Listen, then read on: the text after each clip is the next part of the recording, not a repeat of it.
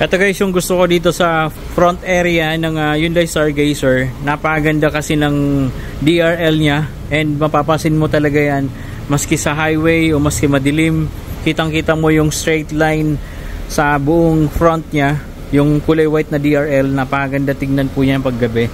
And of course dito sa baba, sa lower part naman, nandito yung kanyang signal lights, headlight and fog light. So napakaganda talaga, modern design po ito. Ang ganda na ito. Atras tayo, and makikita nyo guys, napakalinaw ng camera, and meron pang guidelines yung reverse camera. Meron din po itong reverse sensor. So napakaganda ng feature na to. So pagka ganyan, hindi ka talaga makakabangga.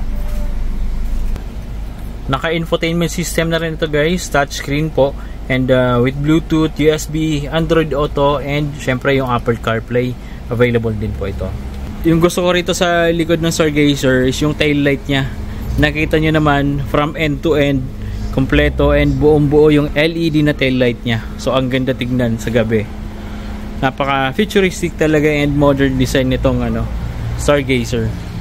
Ito guys yung engine ng ating 2024 Hyundai Stargazer GLS. 1.5 liter gas engine po ito, paired with an IVT transmission. Ayan, napakaganda. In brand new running condition pa po ito guys. And nakita nyo naman, napaka-stable ng idling, napakatining umandar, walang unusual sound sa engine, and sariwang-sariwa po talaga yung engine nito. All original pa rin po. In factory condition pa, ika nga. And napaka-responsive ng engine. Hindi lang makita sa video, pero kulay-pula yung coolant niya. Windshield fluid, meron din po. Brake fluid guys, nasa tamang level. As well as yung mga engine oil, kompleto po yan, and nasa tamang level din po. So 7-seater MPV po ito, and kung mapapansin nyo guys, napakaganda ng interior niya. Yung mga upuan guys is naka premium leather seats na, and napakasariwa pa rin po ng interior nito, napakabango rin, talagang napakaganda ng condition. 14,000 kilometers lang po yung tinakbo, kaya talaga namang fresh na fresh pa po yung sasakyan. Very spacious din guys yung interior nito, and syempre naka dual aircon, kaya talagang maski sa third row seat hindi may initan. Ito guys yung cluster gauge ng ating Hyundai Stargazer. Yung mga gauges niya is digital na rin po lahat. And syempre meron din po itong drive modes. May traction control, and meron din pong drive modes. Pindutin natin yan, and makikita nyo dito. Ayan, nagbabago din yung kulay ng kanyang gauges. Ayan, depende sa driving modes na gusto mo. Yung eco mode, ayan, parang green. Tapos yung normal, blue, sport, kulay pula. Then yung smart driving naman is parang blue. Ayan, parang brand new pa talaga. Ang bango ng interior niya, and malinis talaga. Okay, so automatic transmission po ito. IVT na po ito, IVT transmission. Okay, so meron siyang Tiptronic or sports mode. Ayan. Ang ganda rin pala na itong Stargazer, no? May mga kasi siya. Ayan, may mga illumination din sa loob.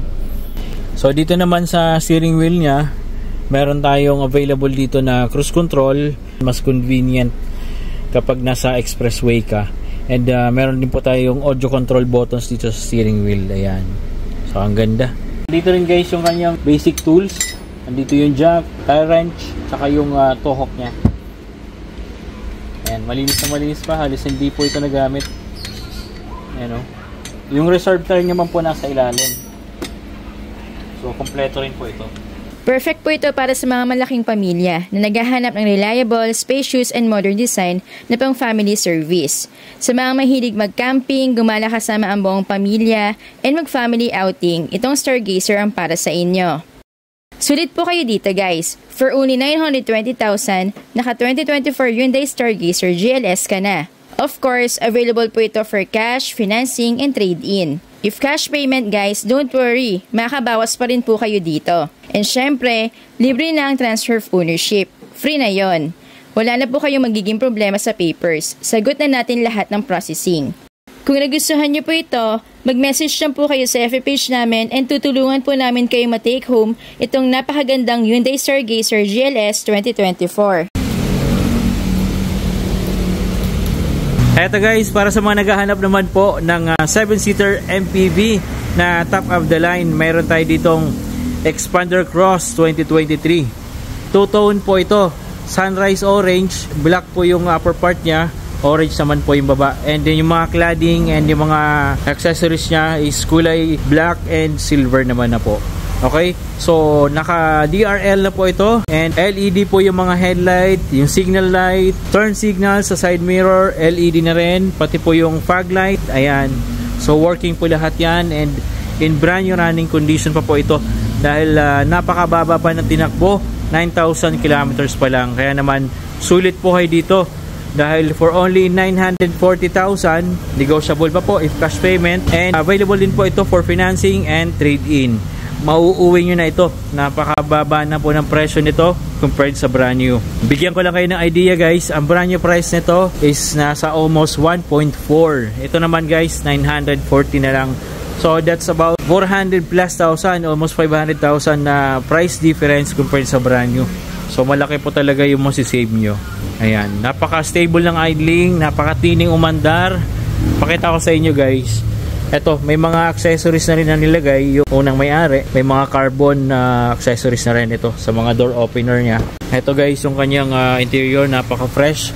Naka-premium leather seats, touchscreen infotainment system, push-start engine function. Of course, napakalamig na aircon. Naka-audio control buttons yung steering wheel. Then, syempre meron tayong cruise control. Electronic handbrake na rin po ito guys. And automatic transmission po ito na napaka-smooth na shifting and walang kaldag, walang shift shock. So, napakasariwa ng unit, napakabango ng loob. Swerte kayo dito guys dahil kung makikita nyo, ayan, naka-ano na po ito. 5D deep dish matting. So, protected talaga yung carpet nyo, lalo ngayong tag-ulan, hindi babaho yung interior nyo dahil naka 5D matting na po ito. So dyan lang mapupunta yung dumi, madali lang linisin, washable, hindi mangangamoy kulob ang interior nyo dahil napakaganda ng matting niya. May reverse camera po itong Xpander Cross 2023 natin. Ayan, napakalinaw, and meron din pong reverse guideline. Nakaangat lang po yung pinto natin sa likod kaya ganyan po itsura. Ayan yung kanyang cluster gauge, 9,000 kilometers pa lang po ito. And napakalaki ng display, napaka-stable ng idling, working po lahat ng gauges, and napakaganda ng cluster gauge nito. Tapos dito meron tayong aircon functions display. So ito yung kanyang remote guys. Naka-rally art na po yung ano niya, remote. So ang ganda. Kung interested kayo dito guys, mag-message lang po kayo sa FB page namin at tutulungan po namin kayo.